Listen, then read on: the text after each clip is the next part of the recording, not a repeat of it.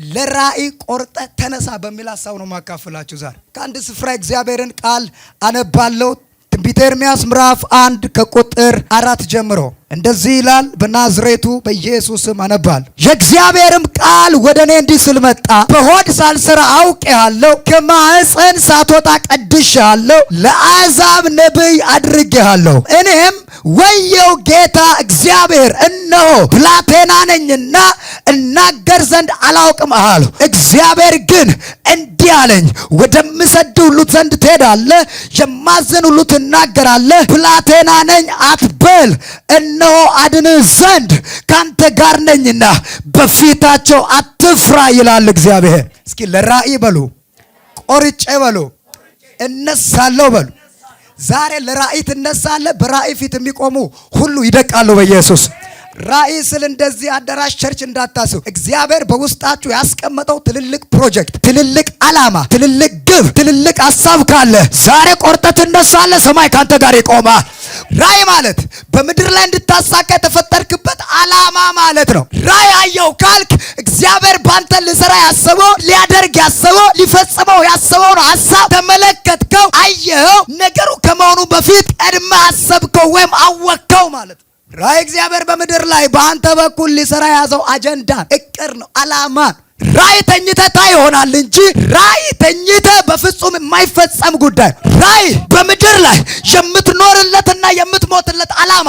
እግዚአብሔር ከባሪያዎች ጋር መቆም ይፈልጋል። ነገር ግን ብዙ ሰው ራእይ ይዞ ተኝቷል። እግዚአብሔር ራእይ ይዞ ከተቀመጠው ሰው ጋር አይንቀሳቀስም፣ ጉዳይ የለው። በጣም የሚገርማችሁ ብዙ ሰዎች አሉ ራእይ ያላቸው፣ ራእይ የሌለው ሰው የለም። ራእይ እግዚአብሔር እናንተን በምድር ላይ የፈጠረበት ዓላማ ነው ካል እግዚአብሔር ያለ ዓላማ የፈጠረው ሰው የለም። ራእይ መፈጸም የሚጀምረው መንቀሳቀስ ስትጀምር፣ እግዚአብሔር ካንተ ጋር መራመድ የሚጀምረው መራመድ ስትጀምር። ለዚህ ነው መጣና ኤርምያስ እስከዚች ጊዜ ድረስ እግዚአብሔር አምላክ ከሆድ ሲሰራው ባለ ራእይ ወይም ደግሞ ነብይ አድርጎ ነው የሰራው። በድሮ ጊዜ ነብይ ባለ ራእይ ተብሎ ነው የሚጠራው። ባለ ራእይ አድርጎ ነው የሰራው። ነገር ግን ባለ ራእይ እንደሆነ አያውቅም። የተፈጠረበት ዓላማ ለራእይ ነው። የተፈጠረበት ዓላማ ለነብይነት ነው። ሰውየው ግን አድጎም አያውቅም። እግዚአብሔር መጣና እንደዚህ አለው፣ አንተ ሰው አለው፣ በሆድ ውስጥ ገና ደም ሳለ አንተ አጥንቶች ሳይገጣጠሙ፣ እግሮች ሳይገጣጠሙ፣ ኩላሊት፣ አፍ፣ አፍንጫ ሳይሰራ አይኖ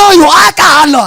በእናትህ ማህፀን ውስጥ ምን አድርጌያለሁ? ቀድሼሃለሁ ማለት ለይቼሃለሁ። ስማ፣ አንተ ከመፈጠር በፊት ዓላማ ተፈጥሯል። አንተ ስትሰራ እግዚአብሔር ለዓላማ ነው የሰራ። ዛሬ የተሰራለትን ዓላማ መፈጸም ትጀምራለህ።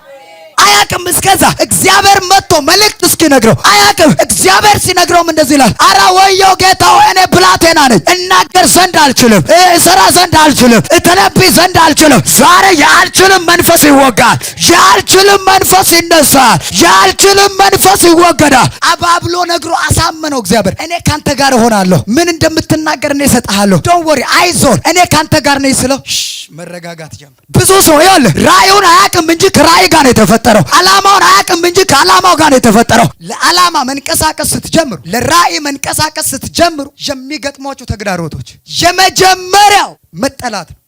ለዓላማ መንቀሳቀስ፣ ለራእይ መንቀሳቀስ ስትጀምር የምታውቃቸው ሰዎች ከአጠገብ ይጀምራሉ መጥላት። ለምን እንደምጠላው አላውቅም። ከሆነ ጊዜ ጀምሮ አስጠላኝ፣ ማስጠላት ጀመረ። ምንድነው ምክንያት? አይ ዶንት ኖ፣ ምክንያቱን አላውቅም። ለምን እንደሆነ እንኳን ሳያውቁ ራእይ ስላለ ብቻ ለዛ ዓላማ መንቀሳቀስ ስትጀምር አንተን መጥላት ይጀምራሉ። ይጥሉም ይውደዱ፣ ዘንድሮ ያንተ ራእይ ግን አይቀበርም። ለመሰለህ ራእይ ሲኖርህ ለራእይ መንቀሳቀስ ስትጀምር የምትጠላው ለብዙዎች ስለምትተርፍ ነው። ራእይ ማካፈል ነው። ራእይ እንድትተርፍ ያደርጋል። ጠላት ለብዙ ሰዎች እንዳትተርፍ ስለሚፈልግ ይጠልሃል። ከዛ ሰዎች እንዲጠሉ ያደርጋል።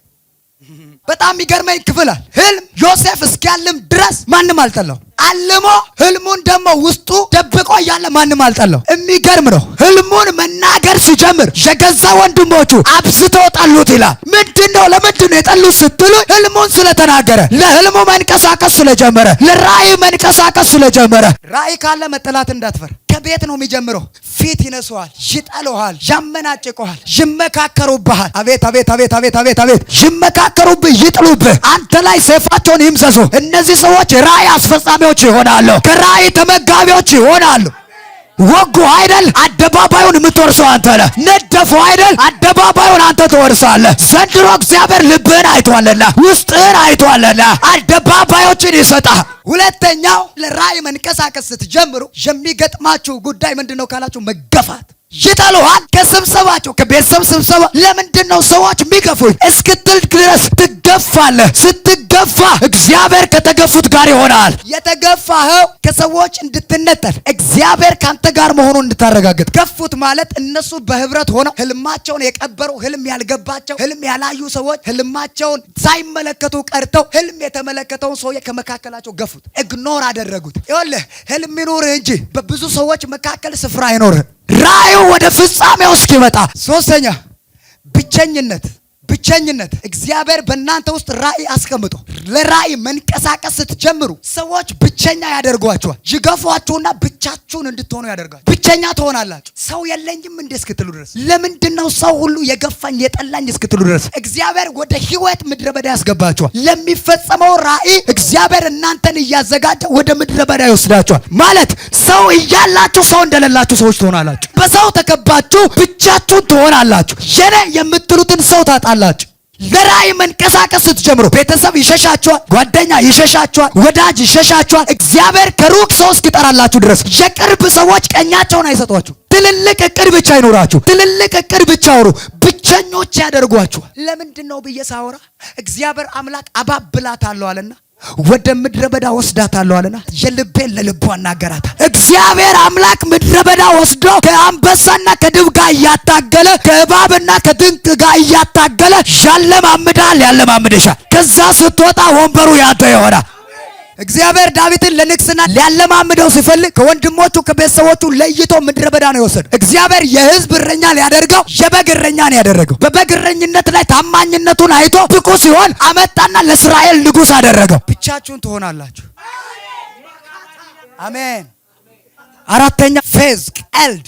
ለራእይ መንቀሳቀስ ስትጀምር፣ ለራእይ መራመድ ስትጀምር ከባዱና ልብን የሚሰብረው ጉዳይ ፌዝ ይባላል። ፌዝ የሚጀምረው ከሩቅ አይደለም፣ ከቤት ነው የሚጀምረው። ከቤት ማለት ከእናት ከአባት ከተወለዱ ወንድሞች ፌዝ ይጀምራል። ገና ራእይ አለኝ ስትል ያላግጡባል። ህልሙ ይፈጸም እንደሆነ እናያለን እስኪ ይላሉ። ነህምያ 2:19 ላይ ነህምያ የእስራኤልን የኢየሩሳሌምን የፈረሰውን ቅጥር ሊገነባ ሲነሳ ጦቢያና ሰንበላጥ ሳቁብን አለ፣ ተሳለቁብን አለ። ሲነሳ የፈረሰውን ቅጥር አቅሜን አይተው፣ ኃይሌን አይተው፣ ፋይናንሴን አይተው፣ ማንም እንደሌለኝ አይተው አጠገቤ ያሉ ሰዎች እጅግ በጣም ትንንሽ እንደሆኑ አውቀው ተሳለቁብኛል። ለሚያፌዙብህ ሰዎች ፊት እንዳሰጥ ግንባርን አጠንክርባቸው።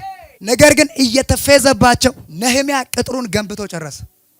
የመጨረሻው ተቃውሞ እግዚአብሔር በውስጥ ራእይ ሲያስቀምጥ፣ በውስጥ እግዚአብሔር ራእይ አስቀምጦ ለራእይ መንቀሳቀስ ስትጀምር አደገኛ ተቃውሞ ከቅርብ ይነሳባል። ማለት ከቤት ከወንድም እህት አደገኛ ተቃውሞ ይነሳባል። ቀኝህን ከፍ አድርግልኝ፣ ቀኝሽን ከፍ አድርግልኝ። ይኸውልህ ከቤት እስከ ጎረቤት ከሊቅ እስከ ደቂቅ ይቃወመዋል፣ ሊያስቆሙ ግን አይችልም። ይቃወሙሻል፣ ሊያስቆሙሽ አይችልም። ያቺ ነገር እየበዛ ይጨምራል፣ እየበዛ ይቀጥላል። ዘፍጥረት ምዕራፍ 49 ከቁጥር 23 ዮሴፍ ትንሹ የፍሬ ዛፍ ነው። ቀስተኞችም አስቸገሩት፣ ነደፉትም፣ ተቃወሙትም። ነገር ግን ቀስቱ እንደ ጸና ቀረ።